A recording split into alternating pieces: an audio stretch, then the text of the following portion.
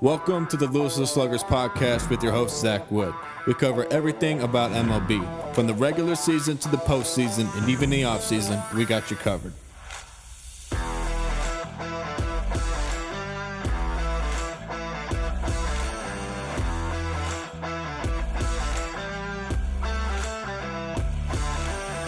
Welcome to episode 28 of the Louisville Sluggers podcast. We have my co-hosts on tonight's episode, Marty Castro and David Hummel. We will be discussing various free agent signings and rumors, the big Wander Franco, Tampa Bay Rays deal, Oakland potentially moving to Las Vegas, and Hall of Fame ballots. We hope you enjoy the episode. Don't forget to shop our merch at LouisvilleSluggers.com. Thanks for tuning in.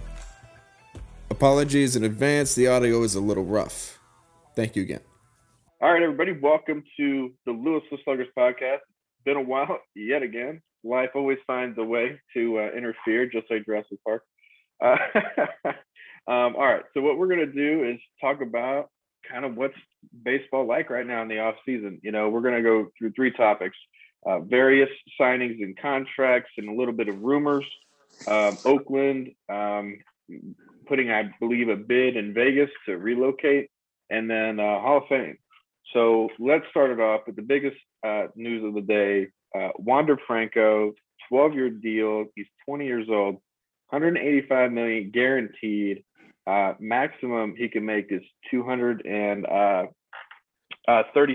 I believe. Now, I'm looking at this, and I have a lot to say, and then I think about it, and I don't have anything to say. But then let's just look at. This is what Ken Rosenthal said. He said, it's 11 years. So I think the club option was for the 12th year, but it would cover 3 pre-arbitration years, all three arbitration years, and then 5 free agent years, and then the club option at the very end. So what do you two think about this? What in the world did you just say? Because that makes absolutely zero sense. I mean, I understand that the contract, like, I would have to read it to understand it more, but at the same time, what you just said, it sounded like garbled nonsense, because it honestly sounds like it's garbled nonsense. We understand that he signed for 12 years. It's pretty much now the era of everyone gets paid for having 3 good years, and you get big money while doing it. I mean, if you get this contract signed, all right, congratulations. Here's the bigger question. Will we be playing baseball in the spring? Will we get an agreement with the Players Association? That I don't know the answer to. So for right now, it's all a big what if. Yeah, no, I mean, I think everything right now is a big what if, because I just read too that they, I think on Ken Rosenthal's Twitter, they talked about they moved the deadline to November 30th to allow for, I think, some free agent signings as well before the potential lockout. Oh, lovely. So, you know what this contract reminds me of? This is kind of like what they did with Acuna. Look what happened with Acuna. Right. Acuna. Let's just hope and pray to God that Wanda doesn't get seriously hurt. Right. Let's see, that's what I was trying to say today online, was that it's like, okay, let's say he stays healthy for 12 years, which is asking a lot. You know, great deal for the Rays. You know what I mean? And they may not even exercise that club option, let's be real. So great deal for the Rays. They, you know, probably save themselves a lot of money if he becomes this elite player and he stays healthy. On the opposite side of that, well, good for Wander Franco if he just ends up being average, you know? Yeah. And then if he gets hurt, you know, also good for him. He's securing that bag, as they say. But, you know, he's 20 and he wouldn't become a free agent, you know, for a long time. And that's based on the arbitration rules and the pre-arbitration. And then, you know, I just find it to be a little bonkers. I don't know. That whole system needs to be replaced. And I think that's probably what they're going to fight about in the TVA. Well, I know I was just reading about the CBA and about like what the players want. And they said arbitration, they want to make it where you could be at least like 25. But then there was 29 or 25. But the players want 25, but the owners want it to be 29. But I think it'd be kind of like a death sentence for a couple of guys. Because what if you're 29? What if you're like out of your prime, but at least by like you're going to be in your 30s by then? You're only going to have at least a good maybe You got what 5 3 years left, maybe. Yeah. Maybe not. I mean, some players are close to 40.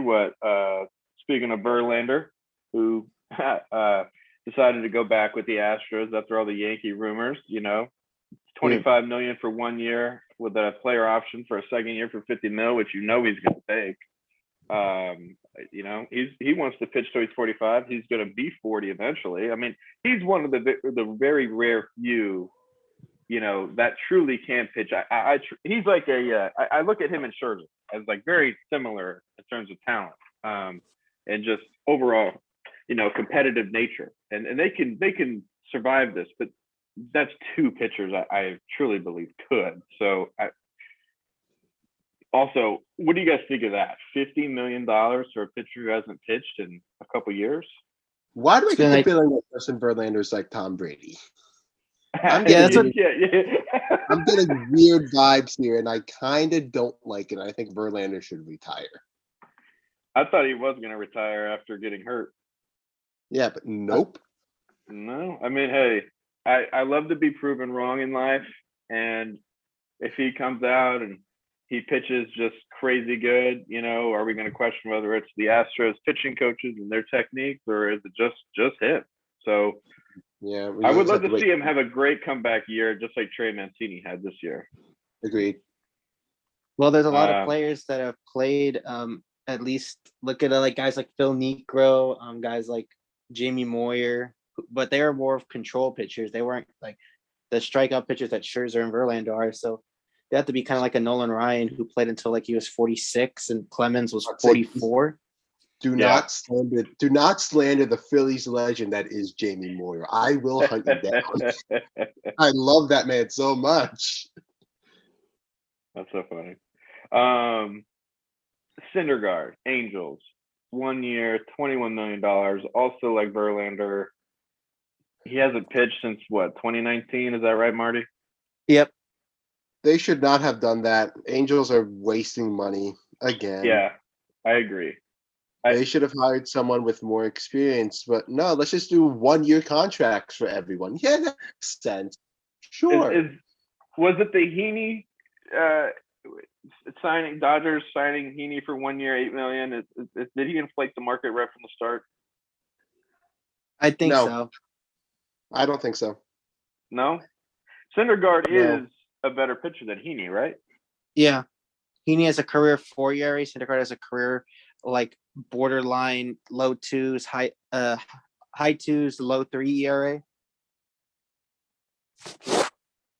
My friend actually went to high school with Syndergaard. He talked to him quite a bit. He's a good dude. Do we feel like right now it's a pitcher reliever market? Because I haven't seen a ton of position players sign yet. Right now, yes, it's a pitcher-heavy market. Besides the Wander Franco deal, but that's totally different. Yeah, it's very much a pitcher's market right now.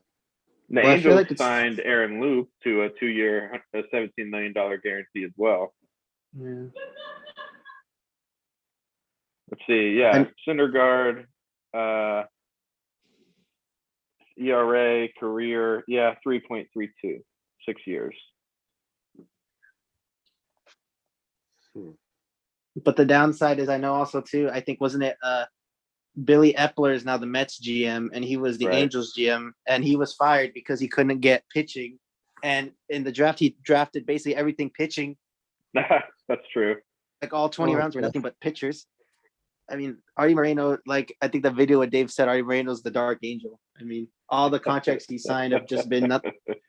Post 2002 have just gone down. Maybe no, Vlad that's funny. Senior. I do remember them signing only pitchers. That I forgot about it till just now, but that's totally true. I have a friend who I went to college with. He got drafted by them. Nice. Huh. So wait, Zach, please explain to me what in the world is going on with Oakland, because I have no idea what's going on with Oakland. I believe what happened is that they placed a bid for land, Yes, they found land in Vegas, and they, I guess, are in the process of buying it. But I know the city is very, what do you call it, intrigued by the city council. The city of Las Vegas is very intrigued because they really want to have a major league team because the A's, their farm yeah. league is over there. The Aviators. Right. Okay, that makes sense. Yeah, But and then plus you just had that new expansion Part- team in the NHL, the Las Vegas, or the Vegas Knights. yeah, That was crazy. They made the Stanley Cup like in their first year, didn't they? yep, they made the cup final in the first year, which is the fastest for any Yeah. expansion team to have made That's it to crazy. the I final. really wanted them to win it, to be honest. Yeah, so I'm reading here. It says the Oakland Athletics have put in an offer on a plot of land in the Las Vegas Valley where they could potentially build a $1 billion ballpark. Team president Dave Cabal said Friday. So, it's interesting. It's a shame, but to be honest, they need a new stadium. I'm gonna guess they're still gonna be called the A's, so the Las Vegas A's or the Southern Valley A's or Valley A's. I don't know. It could be interesting. It just reminds me of the whole Tampa Bay Rays wanting to split their games between Florida and Canada, but I think I don't need to talk about it because I know people are tired of talking about it, but vaccination status is a little different when it comes to Canada's laws and things like that. And I don't know, they might end up not having to do that plan right away. But what do you guys think? Do you think it's good for baseball or bad? Both. It's good because it's opening up baseball to a new market in Vegas. It's also very accessible for bookies and gambling and whatnot. But I think it's also bad. Oh my God, I didn't even think of that. I also think it's bad for pretty much those exact same reasons. And also, this will be baseball's first major relocation since, I think, probably Montreal, right? Yeah, since Montreal moved from Montreal to Washington. So if I don't want to say that this could be a trend, but it feels like every 15 to 20 years you see or even 30 years you see teams get relocated. It's not uncommon. It happened a lot in the past before the markets were ever as big as they were. And if it is what it is, then it's fine. I think Tampa Bay Rays of all teams need to be moved number one before the A's. But you know what? They're trying to get ahead of it. I can respect it. Yeah. Well, I know Go ahead. Okay, I was reading an article just like a couple about this whole race thing. The reason why they're want to do games in Montreal is because apparently MLB was talking about possible expansion cities. So they listed Las Vegas, Oregon, right, Montreal. They are apparently trying to bring back the Expos. They really are desperately wanting the Expos to come back. And then another thing they were talking about was because they think there's going to be a chance that we're going to see what happened in the 50s and 60s when like the Giants and Dodgers went to out west, and then the twin Senators became Twins, and then the new Senators became the Rangers. So like all these different like relocations that happened between the 50s and 60s, which they think could possibly happen with like Tampa Bay, Oakland. I know they were saying there was another team that there was they said something with the Rockies, that there might be something with them. Don't move the Rockies. The people of Colorado already have enough stuff going on. Nah, they're all right. No, but I was just gonna say, actually, bringing up the expansion teams is by moving your current existing teams to these locations, these are not expansion teams. So you're kind of eliminating, having that. You could certainly have two teams in a state, obviously, but I find that a little bit interesting. I don't know. Let's move on. Thanks for all the input there, guys. Let's move on to the Baseball Hall of Fame ballot. Gotta get it out of the way. This is my field. I know everything. You do. You guys are way better when it comes to like history and stats. I like the modern game. I see certain things I like, and I feel like in the way that this is run up, Zach is the person that cares about the modern day stuff. Marty cares about the stats. I just care about the history. I love it. It's a perfect combo. It really is. No, you guys are great. I'm glad we all talk and like baseball so much to just share our info with each other. Yeah. So got to get these guys out first. final year candidates: Barry Bonds, Roger Clemens, No. Kurt Schilling, Sammy Sosa. Any cases for those guys? This is the last year to have eligibility. Kurt, I think, gets in, but I think given what recently has happened with him politically and whatnot, if he does get in, I hope and pray to Jesus that he doesn't give a Hall of Fame speech, because if he does, and everything's going to go to hell in a handbasket. Yeah, certainly your words can get you in trouble over time just as much as your actions. Yeah. I can only see Kurt getting in. Barry and Roger and Sammy, they're not going to get in. They're going to have to get in through veterans. Yeah. Marty, what are your thoughts on those four? Honestly, so somebody brought this up, and I think this was kind of true. So I was looking at this up. Clemens and Bonds, I don't know much about Sosa, but I know Clemens and Bonds, they did have accolades to them before the steroid era, before they were accused of steroids, because Bonds won, I think, a couple of MVPs with the Pirates and then early Giants years. And then Clemens won 3 Cy Youngs with the Red Sox. I know Bonds was accused around when he won his, I think, 3 or 4 straight MVPs in the early 2000s. And then Clemens was when he won back-to-back Cy Young and Triple Crowns in Toronto. So you could kind of make a case for that. Sosa, I think McGuire, obviously, because look what happened in 98, the great home run race. Right. Yeah.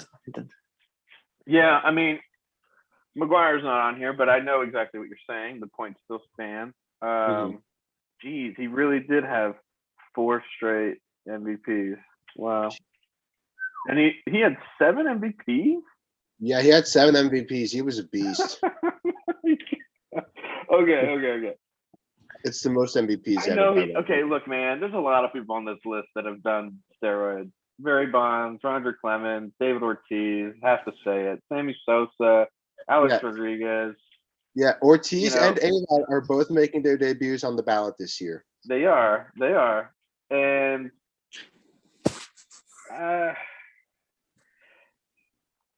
okay. Here's who I think goes in first year. I'm looking at the list. I can already tell you Mark Teixeira is not a Hall of Fame player. I hate to say it, love him, but he's not. Jimmy Rollins. And Ryan Howard. Oh, is Ryan Howard on here now finally? Yeah. Okay. Oh, yeah, you have to give it to Ryan Howard. 2008 he was the beast, right? 2005 Rookie of the Year, 2006 MVP. Oh, dang. I thought, but he played in 08 though. Yeah, he was with us in 08. I know this. Yeah, so he's a World Series winner. That's right. Yeah. Yeah. So is Jimmy Rollins. Yeah. I gotta go Jimmy here and Ryan. What about Papelbon? Actually, I think he deserves Hall of Fame. Yeah. Will he get it first year? I don't think so. No, it'll take a couple of years. Tim Lincecum is close, but not a first year. Oh God, we just said that to Marty. No, Manny Ramirez, I don't think is a first year candidate. Sorry, I just Bless you. that out. Thanks. Gary Sheffield, I want him to go, but it's not his first year. But I feel like he should be Hall of Fame, but he has a couple more years left. So should Billy. Oh yeah, so does Billy Wagner. Billy Wagner, yeah, bring the hammer down. He needs to get in. Yeah. I'll do an official. I think all 3 of us should do an official ballot, and I'll post it on our on List of Sluggers on Instagram, and we can all share it. But any other people I'm forgetting here, Marty? Or Jeff Kent. Jeff Kent. You forgot Jeff Kent. We got to bring up Giants. Jeff Kent. So he played what, 16 years? Yeah, with 17 years. Yeah, mostly with the Giants. He also played with the Mets, the Dodgers. He started off with Cleveland, then I think a little bit with the Expos, and then he was traded to San Francisco. He actually won MVP between Bonds' I think MVPs, because Bonds I think won 4 and 5. So it was Bonds 99, Kent 2000, and 2001 to 2004 was Bonds. I'll say this, man. You make a really good case for yourself anytime you play over 140 game plus, especially 150 game plus every year. He played 159 games the year he won MVP. Yep. And we also do have to take into consideration that 2 committees will be meeting to determine who gets into the Hall of Fame. I will post the finalists for those 2 committees through the Instagram. It'll be the early baseball era ballot, which meets once every 10 years. And then it will be the Golden Days era ballot, which will meet twice every 5 years. Huh, I didn't know that. Interesting. Yeah, so in the early baseball era candidates, it's primarily a lot of Negro League players, which I'm like, yes. And then for the Golden Days era, only 3 players are still living from that ballot: Jim Catt, Tony Oliva, and Maury Willis. Everyone else is dead. So it'll be interesting come December 5 when they release the finalists. If you get 12 votes, you will be inducted with the rest of the class of 2022, if there are any members of the class of 2022. Now you need a 75% threshold? Yeah, 75 for the regular ballot. Right. And that can happen in 1 year. It can happen over 10 years, as you've seen with Larry Walker and Edgar Martinez. Right. Yeah. Zach, we forgot Andy Pettit. Man, over the years, I've talked to Jake about Andy Pettit, and I've got to look at his stats again to see if he really is. Love Pettit, though. I truly love Andy Pettit. Pettit was one of that. He was part of that core 4. Yeah, I know. 18 years, truly respectable, 3.85 ERA. The best thing about him, 6.26 win percentage. It's pretty good. Over 3,000 innings, over 3,300 innings pitched. Where are strikeouts?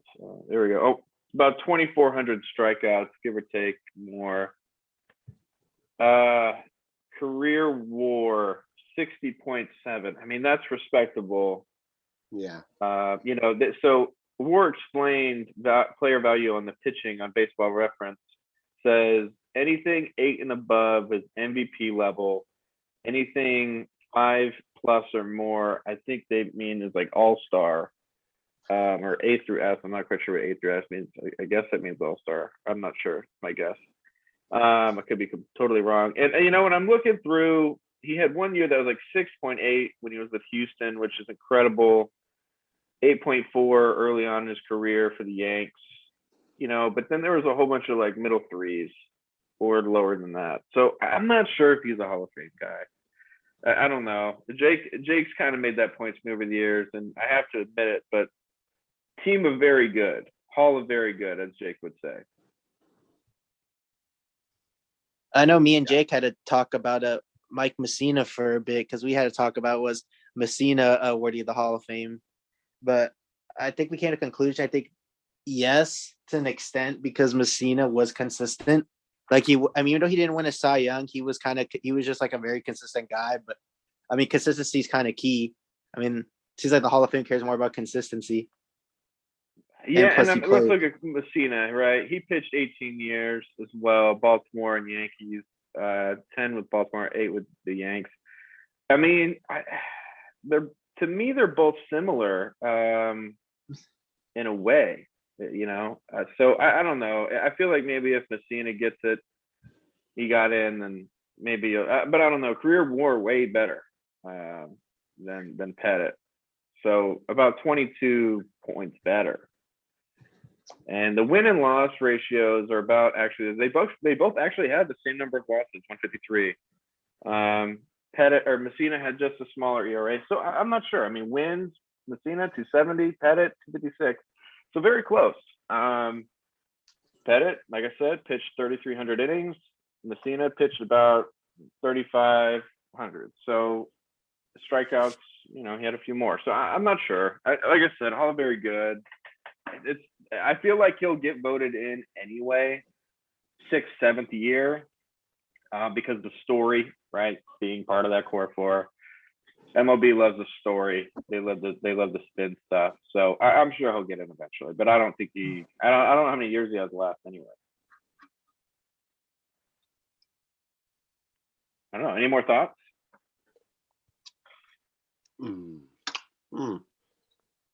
I just wish that baseball would have more time for the like Negro Leagues and everything. I understand now that they've had the Negro Leagues become official records in Major League Baseball, but I feel like the way that the committees are set up, when you meet once every 10 years to decide if Negro League players get inducted into the Hall, you need to do something. You need to fix something about that. I do also think if we are truly wanting to encapsulate baseball as a whole, we need to start thinking about adding Japanese players into that list. And yes, we do know that Ichiro is probably going to be up in 3 or 4 years. Yep. So I think that with Ichiro getting, most likely he's going to get unanimously inducted. There should be more Japanese players that are given the same level of respect and treatment that they're given in their home country. I know they said the next committees that are going to be up is today's games committee and then the modern baseball committees. That's for 2022, December 2022. That'll be interesting to see what the ballots are like then. Because I know they said that they've revealed like a couple list of players from like the different eras. Yeah. And one player for sure, we talked about this. Dale Murphy needs to be in. Yo, Dale Murphy needs to get into the Hall of Fame. Like, yes. No cap, no filter. He needs to get in. Also, I need to state this. Maybe this is the teetering line for Pettit to make his case. 5-time World Series winner. Okay. Messina didn't win one. Oh, yeah. Oh, you're right. So, true. Because Messina came after 2000, right? Dude, Max Fried cemented to me like my overall opinion of him right now, right? Because he just shut the Astros down in a big game. And that I will always remember that. You got to perform on the big stage. That's the biggest stage there is, you know? Yeah. So maybe that's what gets him over the edge. That's just my thoughts. We'll still see. We'll see. He'll get in, but way later. If not, I can't remember. I don't know what year he's on anyway. So, but guys, it's been a pleasure. Maybe Likewise. we can do this again in a couple days. Hope you guys all have a great Thanksgiving, holidays. Thank you. Yeah, you too, guys. Spend time with your family. Stay safe. But yeah, guys, it's been a pleasure. Yep. Thank you. Take care, guys. Take care. Thanks for tuning in to the Louisville Sluggers podcast. As always, you can follow us on Facebook and Instagram at Louisville Sluggers and on Twitter at L-Town Sluggers. Thanks again.